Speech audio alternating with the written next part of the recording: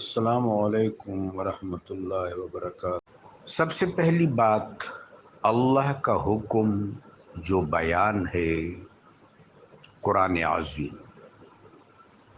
قرآن عظیم کا مطلب ہے کہ قرآن عظیم سے پہلے وحی کا جتنا نظام ہے، جتنا تسلسل ہے، سیدنا آدم علیہ السلام سے لے کر سیدنا عیسیٰ روح اللہ علیہ السلام تک، وہ قرآن پاک میں اجمالی طور پر جمع ہو گیا ہے۔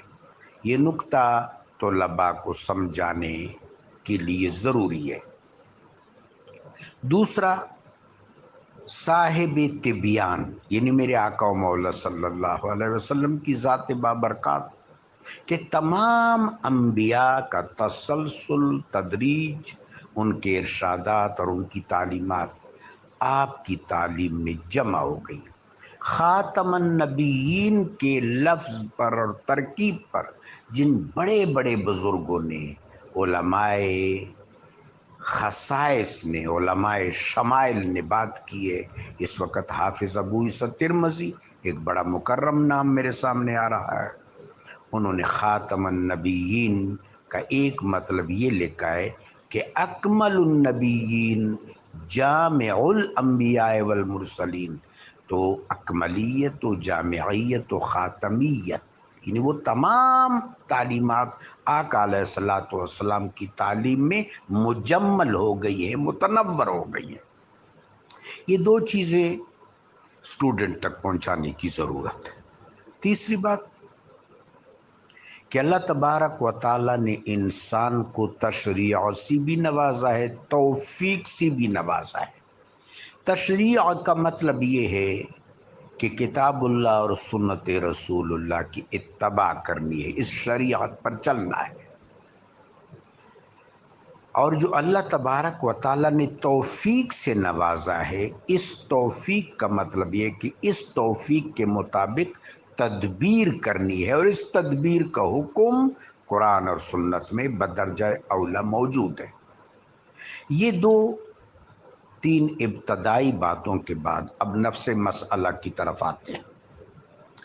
آفرینش، جہاں سے روئے ارض پر آدم علیہ السلام اور ان کی ذریت کی حیات کا آغاز ہوتا ہے، ابتدا ہوتی ہے۔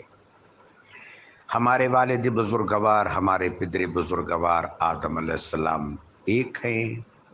نفس واحدہ کی تقسیم اول آدم علیہ السلام، تشکیل دوم حضرت حوا سلام اللہ علیہ ہماری جدہ۔ تو یہ زوجین کا تصور ہے، زوج اول حضرت آدم، زوجہ اول ہماری ماں حضرت حوا۔ تو انسان کی اساس اس سے ہے، زوج بھی ایک ہے، زوجہ بھی ایک۔ اب آگے آتے ہیں، انبیاء علیہم السلام کی تواریخ میں ہمیں ایسی ہستیاں بھی ملتی ہیں جنہوں نے شادیاں کی ہی نہیں۔ مثلا حضرت عیسیٰ علیہ السلام نے شادی نہیں کی، اور بھی ایسے انبیاء کا ذکر ملتا ہے۔ شموئیل علیہ السلام نے شادی نہیں کی، ذوالکفل علیہ السلام نے شادی نہیں کی، یاسع علیہ السلام نے شادی نہیں کی۔ بہت سے جب ہم تواریخ میں، آثار کے کتب میں درک لگاتے ہیں، استدراک وہاں سے کرتے ہیں، رجوع کرتے ہیں، تو ایسے بہت سے انبیاء کا ذکر ملتا ہے۔ بہت سے انبیاء نے شادی کی، اللہ نے ان کو اولاد عطا فرمائی۔ سیدنا حضرت ابراہیم علیہ السلام جو اللہ کے خلیل بھی ہیں اور ابال ملت بھی ہیں، امام الناس بھی ہیں، انہوں نے دو شادیاں کی، حضرت سارہ سلام اللہ علیہ، حضرت ہاجر سلام اللہ علیہ۔ اب آتے ہیں آقا و مولا علیہ السلام۔ تمام علماء کا اس پر اتفاق ہے کہ آقا و مولا علیہ السلام کا زیادہ شادیاں کرنا، ایک تو آپ کا اختصاص ہے، دوسری حکمت، اور یہ سب کچھ اللہ کے حکم سے ہوا۔ اختصاص یہ کہ اس میں کوئی اور شریک نہیں ہے، یہ آپ ہی کی خصوصیت ہے۔ آپ نے 16 خواتین سے نکاح کیا، 12 آپ کے حجرات میں آئیں، 4 کی رخصتی نہیں ہوئی، لیکن وہ بھی ہماری مائیں ہیں، ان کے لیے بھی آداب احکام وہی ہے جو 12 ہماری امہات المومنین، ہماری माओं के लिए है, सरकार दो आलम के अज़वाज मुतहरात के लिए है। ये इख्तिसास है और हिकमत है। हम जब उम्महातुल मोमिनीन की सीरत पर नज़र डालते हैं तो हज़रत खुदैजा रज़ी अल्लाह ताला अन्हा उम्मुल मोमिनीन सलामुल्लाह अलैहा बनु खुवैलद से हैं। हज़रत हफ्सा रज़ी अल्लाह ताला अन्हा उम्मुल मोमिनीन बनु अद्दी से हैं। हज़रत उम्मुल मोमिनीन आयशा सिद्दीक़ा रज़ी अल्लाह ताला अन्हा बनु तमीम से हैं। हज़रत उम्मुल मोमिनीन उम्मे हबीबा रज़ी अल्लाह ताला अन्हा बनु उमैया से। ये 12 के 12 हमारी माएँ अरब के 12 बड़े बड़े कबाइल से ताल्लुक़ रखती हैं। अरबों में एक रवाज था कि वो दामाद के ख़िलाफ़ लड़ते नहीं थे, दामाद से सुलहो रवा रखते थे। तो ये अरब के यहाँ से पस मंज़र से, बैकग्राउंड से मेरे आका अलैहिस्सलातु वस्सलाम ने अल्लाह के हुक्म के मुताबिक एक हिकमत अख्तियार की ताकि यहाँ अमन आमा हो और यहाँ से रफ़ाए फसाद हो। अब ख़ास तौर पर जिस आयत का हवाला दिया जाता है उस पर थोड़ी सी गुफ्तगू आपकी इजाज़त से मैं करूँगा। मुझे दुख के साथ कहना पड़ रहा है कि हमारे बाज़ मुफस्सिरीन ने इस आयत को सियाक़ व सबाक़ से काट कर पेश किया। बिल्कुल इस आयत का मकसद महवर मुनज़्ज़ल ताद्दुद अज़वाज है ही नहीं।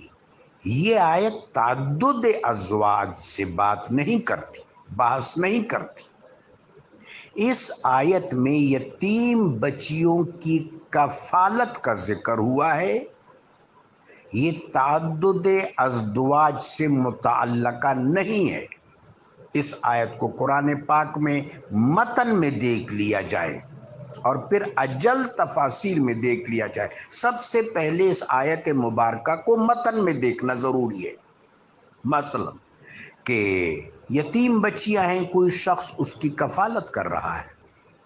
अब वो शख्स किसी पैमाने पर, किसी हद पर, किसी मरहला पर ये सोच सकता है कि ये मेरी लाइबिलिटी बन गई, तो रब्बी जलील ने उसका उम्दा बंदोबस्त फरमा दिया। फन्किहू मा तौब लकुम मिनन निसाए मसना व सुलासा व रुबाआ फ़इन खिफ्तुम अल्ला तादिलू फवाहिदा, कि इनकी माओं से निकाह कर लो, इन यतीम बच्चियों की माओं से जिनकी तुम कफालत कर रहे हो उनसे निकाह कर लो। अब अगर उन बच्चियों की माओं से उनको हवाला अक़द में ले लिया जाए तो फिर इसका फ़ायदा ये होगा कि वो बच्चियां अब लाइबिलिटी नहीं रही, वो रबीबा बन गई। रबीबा, चूँकि उनकी माँ निकाह में है सो वो रबीबा है, अब वो ज़िम्मेदारी बन गई। इस तरह उनकी निगहदाश्त और कफालत का मुस्तकिल इंतज़ाम हो गया। अब आयत का हसर क्या है? मसना व सुलासा व रुबा, जो लोग कलाम अरब से, अदब अरब से, नहवे अरब से, उरूज अरब से वाकिफ़ है, उन पर ये बात मुनकशफ है कि ये तर्ज बयान है, ये अंदाज़ बयान है, ये कलामिया अंदाज है। इससे मुराद न 2 है, न 3 है, न 4 है। कुरान पाक में ऐसे बहुत से करीने हैं, लेकिन वो बयान का एक उस्लूब है और ये कलाम पाक में भी वाज़ेह है और कलाम अरब में भी वाज़ेह है। मसना व सुला व सा व रुबा तादाद पर दलालत नहीं करता, ये एक अंदाज है।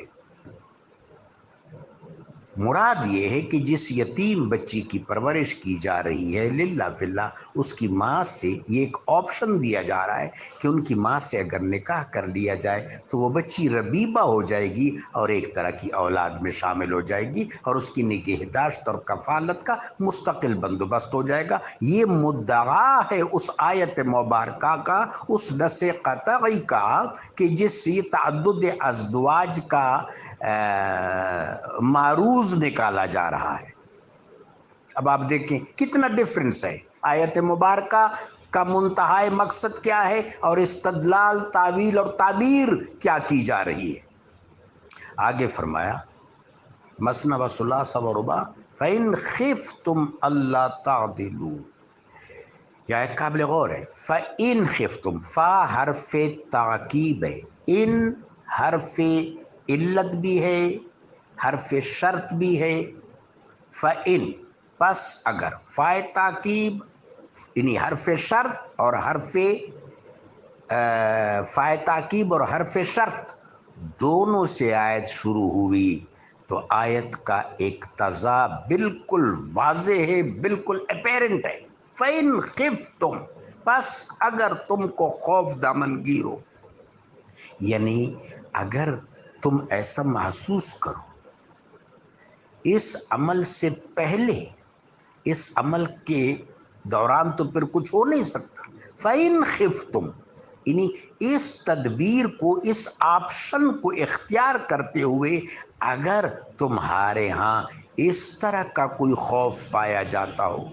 آیت کتنی واضح ہے، آپ خود اس پر غور فرما لیں. فائے تاکیب، ان حرف شرط، فَإِنْ خِفْتُمْ یعنی وہ جو آپشن دیا جا رہا ہے اس آپشن کو بھی منظم اور منصرم کیا جا رہا ہے کہ اگر ایسا کام کرنے سے پہلے تمہارے ذہن پر کوئی دباؤ ہو، تم کو کوئی خوف ہو، تم کو گھریلو سطح پر مثلا پہلے سے بیوی موجود ہے، سماجی سطح پر، گھریلو سطح پر، معاشرتی سطح پر، دودیال کے سطح پر، سسرال کے سطح پر، اپنے خانہ کے سطح پر، کسی حوالے سے معاشی سطح پر کوئی ایسا خوف دامنگیر ہو، کوئی ایسی مشکل درپیش ہو. فواحدہ بس پھر یہاں پھر فائے تاکیب ہے. فواحدہ پس وہ جو پہلے سے تمہارے پاس ایک بیوی ہے وہی تمہاری بیوی ہے.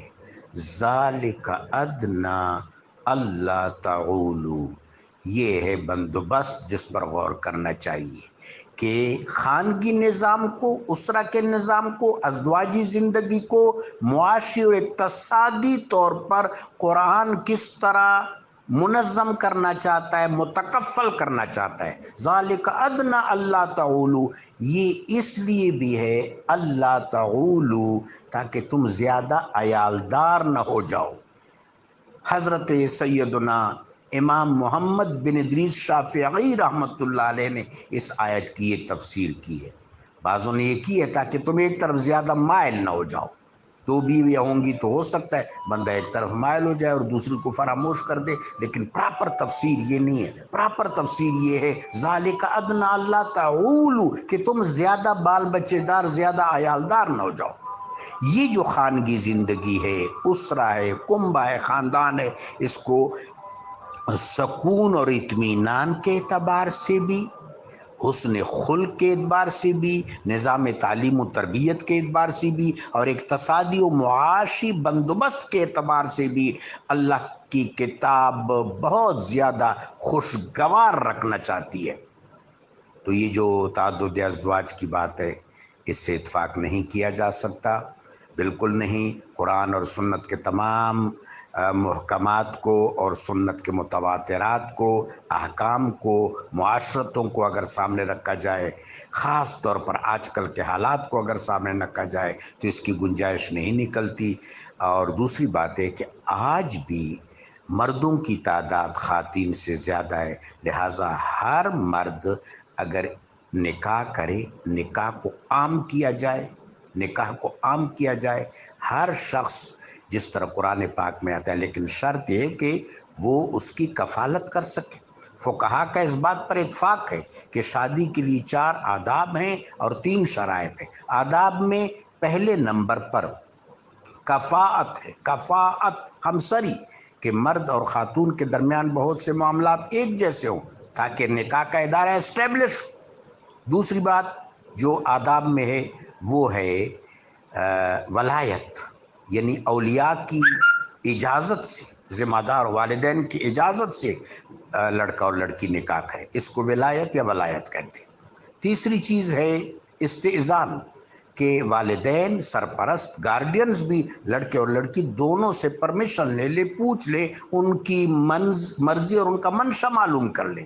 چوتھی چیز ہے کفالت، کہ اس معاہدے کا جو مرد رکن ہے اس کو پہلے دیکھ لیا جائے کہ وہ اس خاتون کی کفالت کر سکے گا کہ نہیں، مثلا سکونت دینا، پوشاک دینا، خوراک دینا، یہ ضروری ہے، اس کا پہلے سے اندازہ کیا جائے، پہلے سے اس کے بارے میں خبر رکھی جائے، یہ 4 آداب ہے۔ اس کے بعد 2 عاقل بالغ مسلمان فہیم گواہوں کے سامنے ایجاب و قبول، حق مہر کا تعین اور نکاح کو مشتہر کرنا، یہ 7 طریقے، پورا ایک سسٹم ہے، پورا ایک ادارہ ہے جس کو اسٹیبلش کرنے کے لیے قواعد و ضوابط ہے، جس طرح میں نے عرض کیا۔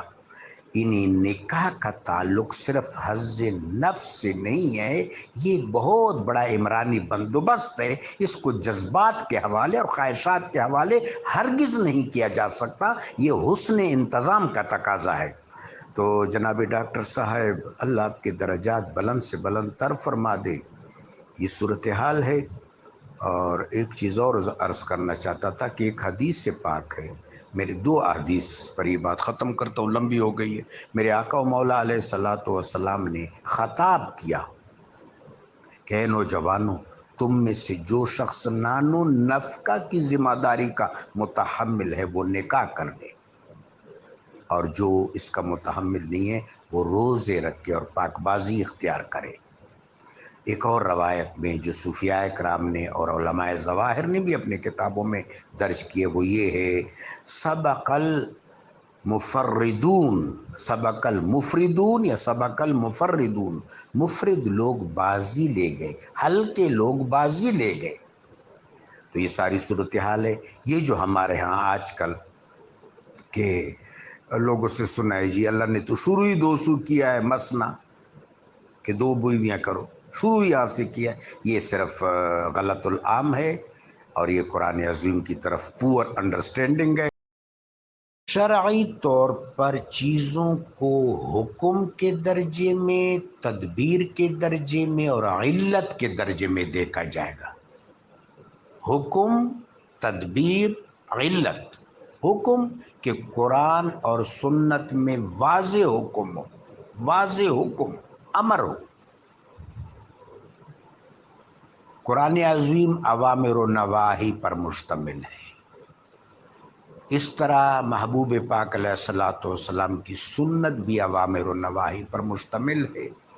قرآن عظیم سے احکام استخراج کرنے کے کئی طریقے ہیں، یا تو واضح حکم ہے جس کو صراحت النص کہتے ہیں، پھر دلالت النص ہے، پھر اشارت النص ہے، پھر اقتضاء النص ہے۔ یہ ہے قرآن عظیم کا حکم، محبوب پاک علیہ السلام کا حکم۔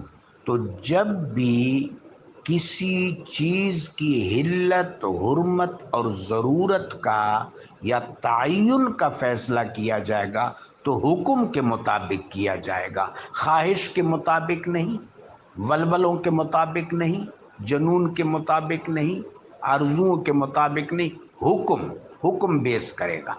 حکم کے بعد تدبیر ہے کہ آیا اگر ایسا کام کر لیا جائے تو تدبیر کے اعتبار سے کیسا ہوگا۔ بالفرض ہمارے معاشرے میں یہ کام کر لی جائے تو 1 دفعہ نہیں، 2 دفعہ نہیں، 1000 دفعہ دیکھا گیا ہے کہ جس گھر میں دوسری خاتون آئی اس گھر کا نظام فساد زدہ ہوا، لڑائی جھگڑے پر وہ منتج ہوا اور نظام خانہ خراب ہو گیا۔ اس کا مطلب ہے تدبیر کے درجے میں بھی دیکھنا بڑا ضروری ہے، پہلے حکم کے درجے میں، اس کے بعد تدبیر کے درجے میں، تیسری چیز علت کے درجے میں۔ علت اس کو کہتے ہیں، علت پر معلول ہے۔ علت کا مطلب ہے کہ آیا ریکوائرڈ ہے، مثلا جو پہلی گھر والی ہے اس کے ساتھ شوہر کسی بھی مرض کی وجہ سے تقرب نہیں کر سکتا، اس کے لیے بھی پہلا حکم ہے کہ اس کا علاج معالجہ کیا جائے، اس کی دلجوئی کی جائے۔ اور یہاں ایسا ہے کہ بالفرض اولاد نہیں ہو رہی، لیکن اولاد نہ ہونے میں بعض اوقات مردوں کا بھی تو پرابلم ہوتا ہے، تو علت اگر واقع ہو جائے تو اس پر معلول کا سلسلہ روا رکھا جا سکتا ہے۔ میں خدا کریم ہمیں اپنے بچوں تک صحیح علم منتقل کرنے کی توفیق رفیق عطا فرمائے۔